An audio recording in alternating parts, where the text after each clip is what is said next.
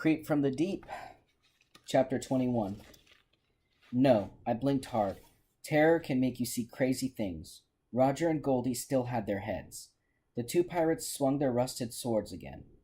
Again, Roger and Goldie ducked, and the blades whistled inches over their heads. Then the two men dove at the pirates, grabbed them around their waists, raised them high in the air, and heaved them into the rocks. The pirates didn't utter a sound as their bodies fell apart. I watched the skulls fly off, the ribs separate, the leg bones roll away. Roger and Goldie bumped knuckles. Roger picked up his baseball cap from the ground. Then they lifted Sheena and me to our feet. "We'd better hurry," Goldie said, gazing down at the two piles of bones. "I bet more of these guys are on their way." They turned and started to their boat. "Wait," I said, trotting after them. "You didn't answer my question. Are you after Captain Ben's treasure?" They both shook their heads. "We don't want the treasure," Goldie said. "These waters belong to the government." "That means the treasure does too," Roger said. "There's no way we want that trouble."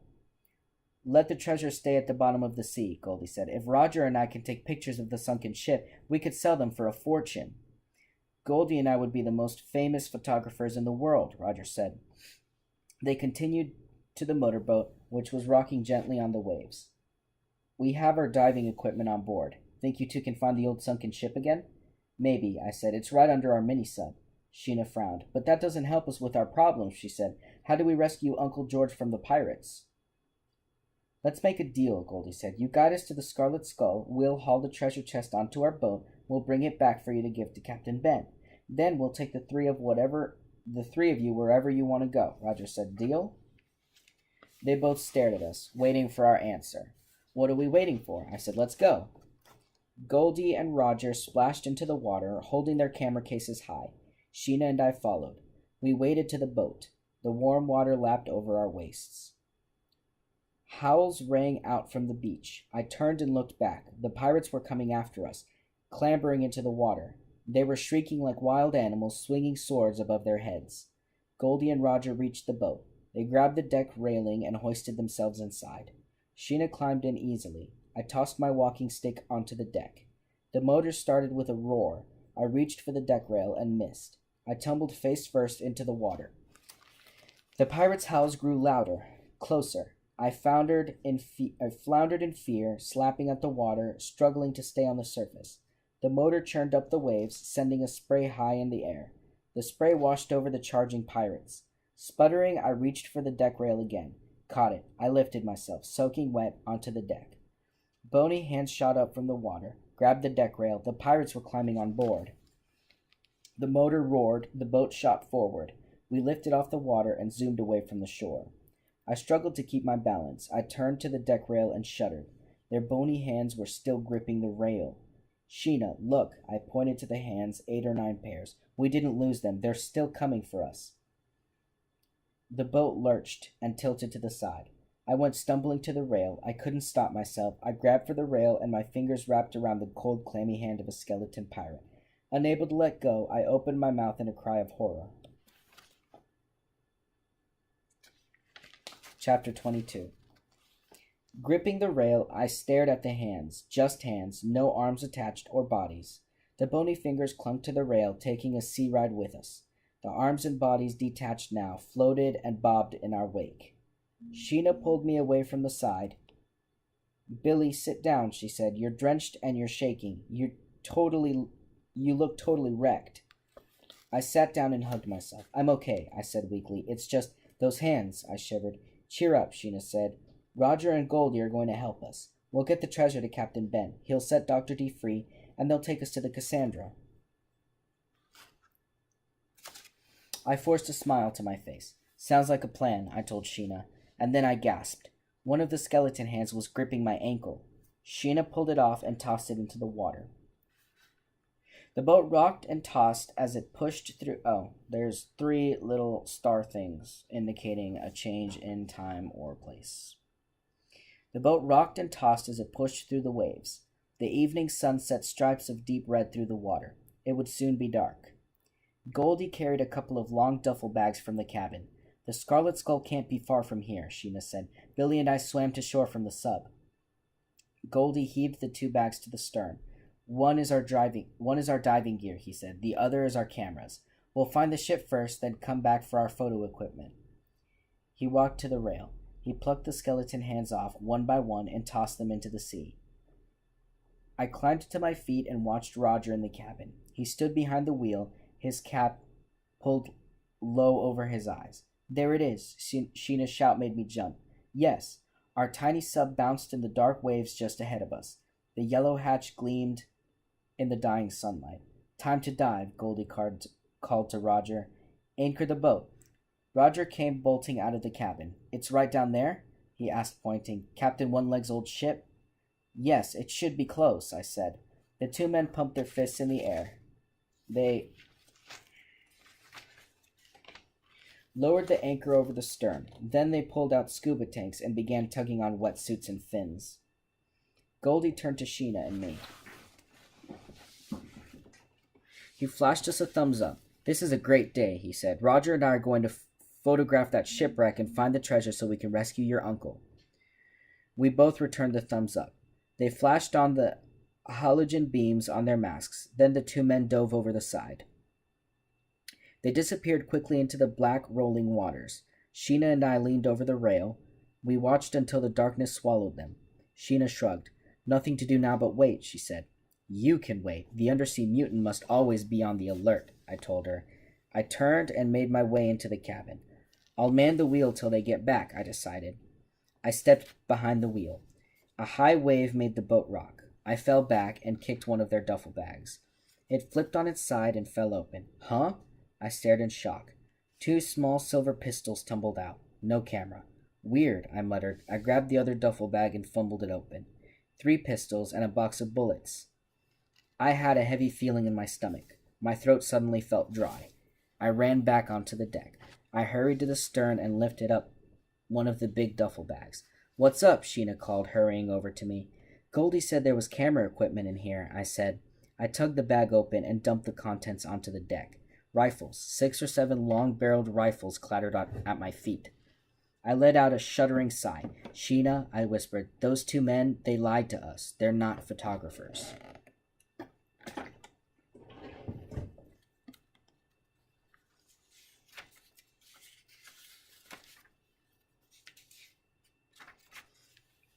Chapter 23. My legs suddenly felt weak. I grabbed the rail. I took a deep breath and held it. Sheena pressed her hands to her cheeks. She stared at the rifles on the deck. Billy, what are we going to do? I had an idea. The radio, I said. Maybe we can radio for help. I raced into the cabin.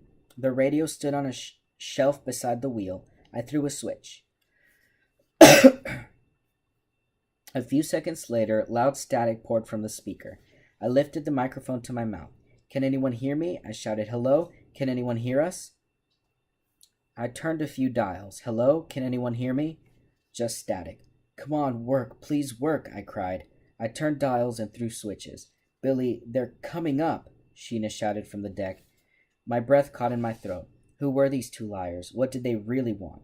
I ran across the deck. I stepped beside Sheena at the rail. Roger and Goldie bobbed to the surface. Water dripped down their masks. I leaned over the side and squinted into the darkness. Between them they held a big black chest with a sparkling red jewel on the lid. Even against the night sky, the jewel glowed brightly. I could see it clearly, a glowing scarlet skull. They raised the chest high and hoisted it onto the deck. Then they lifted themselves onto the boat. They shook water off their wetsuits. We found the treasure, Goldie said, and we're keeping it, Roger added. It's ours. He started to pull off his mask.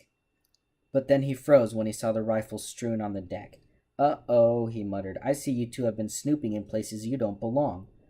You lied to us, I cried. Goldie shrugged. It's a tough world, kid. He pulled up his diving mask. Sheena and I both let out cries. His face came off with the mask.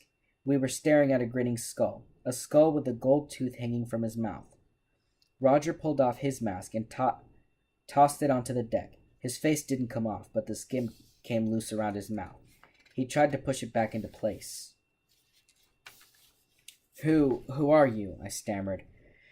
We were on the ship that watched the Scarlet Skull disappear in a black cloud, Goldie said. Disappear with our treasure. Captain Ben stole it from us, Roger said. We dove into the water to get it back. But we never made it to the Scarlet Skull. That black cloud carried us away, and we've been lost till now, Roger said. We're rich, Goldie said. After over 200 years of searching for this, it's ours again. He tossed back his skull and uttered a dry laugh. These outfits came in handy, Roger said. Goldie and I were so cold in our bare bones all these years. We stole the clothes from a couple of fishermen, and we took their boat, too. A smile spread over his face. Then we took their skin. My stomach lurched. I had to force down my lunch. Sheena's mouth hung open. She tugged at her long hair. You're really going to keep the treasure? She asked in a tiny voice. Yes, and thank you from the bottom of our hearts, Goldie said.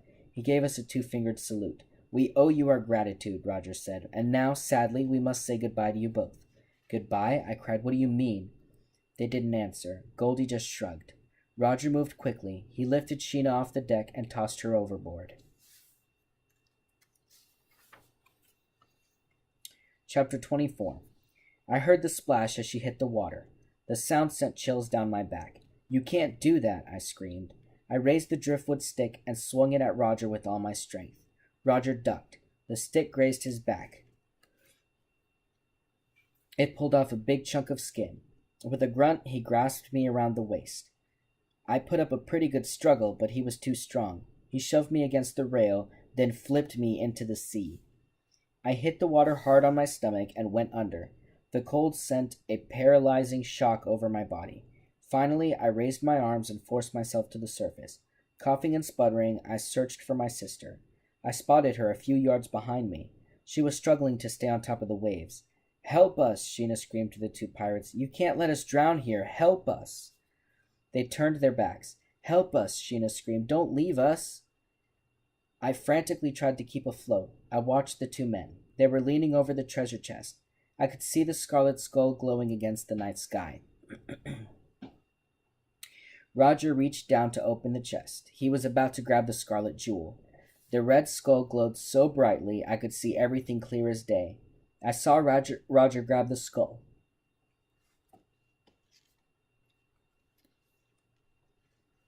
I heard Goldie scream, "No!" I saw Goldie try to tug Roger away. Too late. The red skull snapped open its jaws and bit Roger's hand. And as the jaws clamped down, a fireball of white light burst over the boat, so bright the sea lit up all around us. And a powerful red current, like red lightning, blazed over both men. Bzzzt! For a second their bodies lit up. I could see the bones under their skin. Trapped inside the crackling current, Roger and Goldie did a terrifying dance. Their arms flew wildly over their heads. Their whole bodies shook and shimmied. And then, their heads flew off their bodies high into the fiery sky.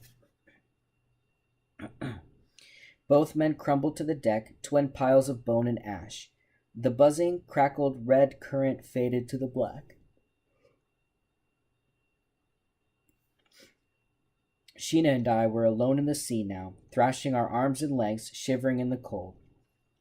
Come on, I choked out. I swam to the boat, grabbed for the deck rail, and pulled myself on board. Shivering, I saw the driftwood stick on the cabin floor. I grasped it with both hands. I held it out to Sheena. She grabbed on, and I pulled her to the deck. We both sprawled on our backs, our chests heaving. I shut my eyes and waited for my breathing to return to normal. I sat up, blinking away water. Down the deck, the wind was blowing hard, carrying away the two pirates' ashes. My legs were shaky and sore, but I managed to stand up. Sheena, maybe our luck is changing, I said. Before she could answer, a hard bump jolted the boat. Bang! Something hit us. Bang! Again. I lost my balance. I staggered and fell. Ow! My head smacked the deck. Another bump, even harder this time, and everything went black. Chapter 25. Billy, I don't believe it, Sheena cried. Her shout cleared my head. Shaking off the pain, dizzy, I climbed to my feet. Look, she pointed out to the water. I slowly turned and saw another boat bumping against us. I recognized it instantly. The Cassandra. It must have come loose from its anchor, I said. It bumped right into us. The Cassandra pulled alongside, as if it had come to meet us. We both cheered. Sheena helped me carry the treasure chest Onto the Cassandra, I said. We'll return it to Captain Ben on the island, and he'll let Dr. D go. We each grabbed a handle and began carefully sliding the chest across the deck. Be careful, don't touch the Scarlet Skull, Sheena warned. You saw what happens when the skull bites. I shuddered. I pictured the two pirates doing their horrifying death dance inside the red streaks of electricity. I hoisted myself onto the Cassandra. I pulled, and Sheena pushed. We shoved the chest onto the deck of the boat. Sheena hopped onto the Cassandra. We cheered and touched knuckles. It felt good to be home. We had the treasure with us. Now we just had to use it to rescue our uncle. I stepped into the cabin. I began to throw switches, powering up the controls. I pushed the ignition. The engine started up instantly. I grabbed the wheel. Of course I knew how to pilot the Cassandra. The undersea mutant can handle any boat on any sea. Besides, I didn't have to take it far. The island stood only a few minutes away.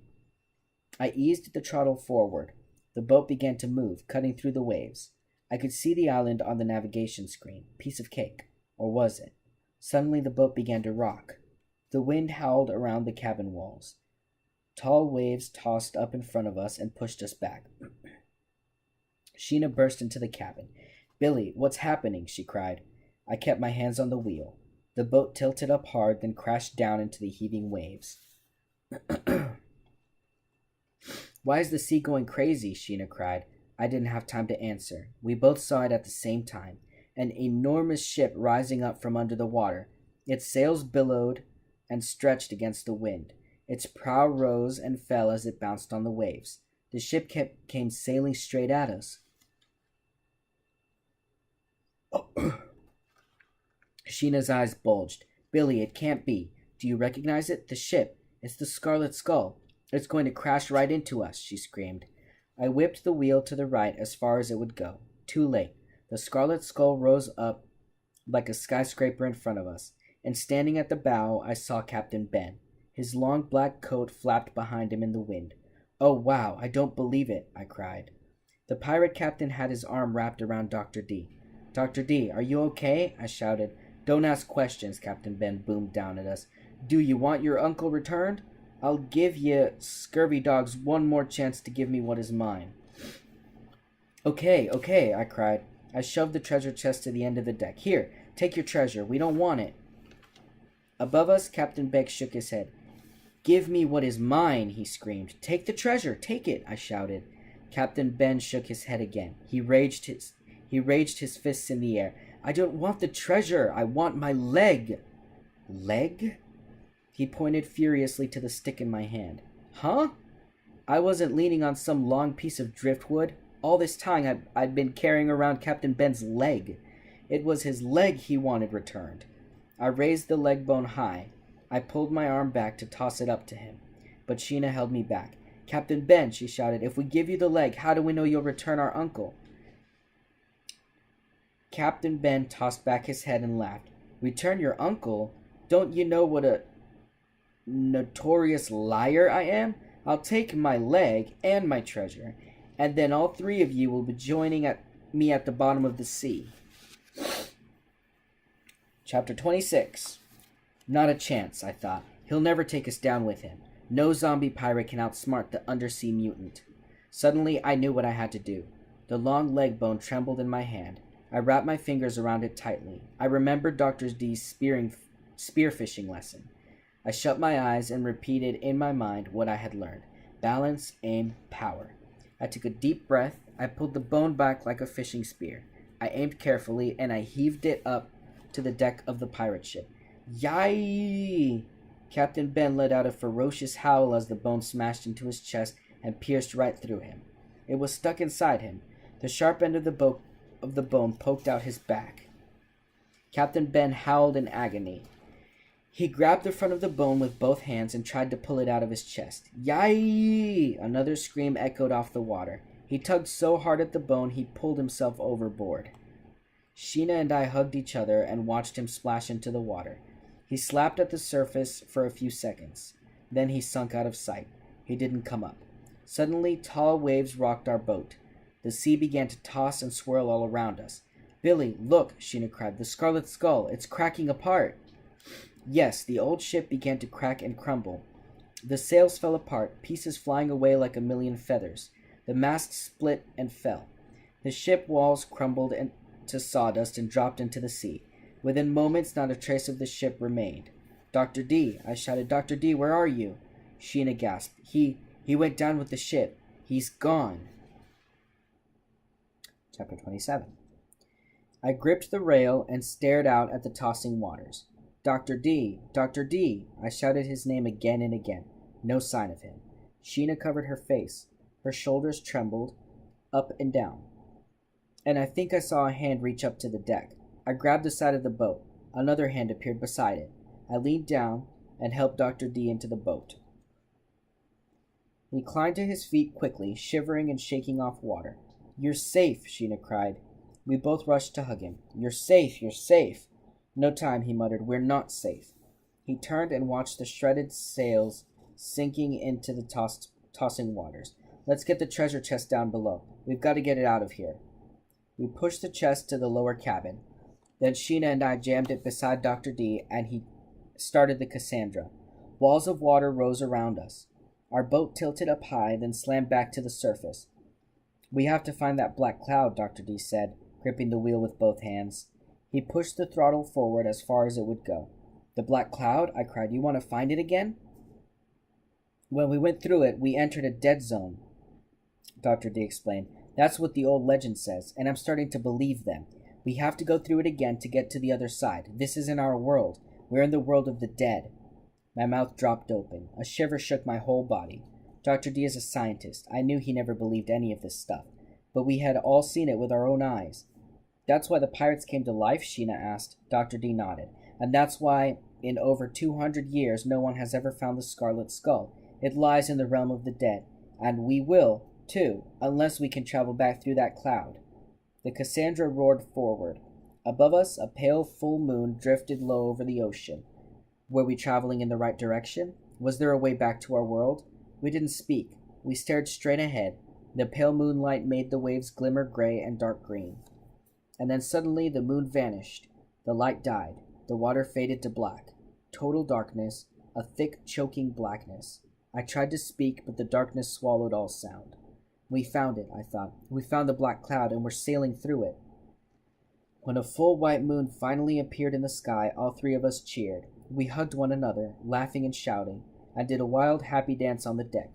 It was the best celebration of my life. "The treasure," Dr. D cried. "We're safe now. Let's check it out."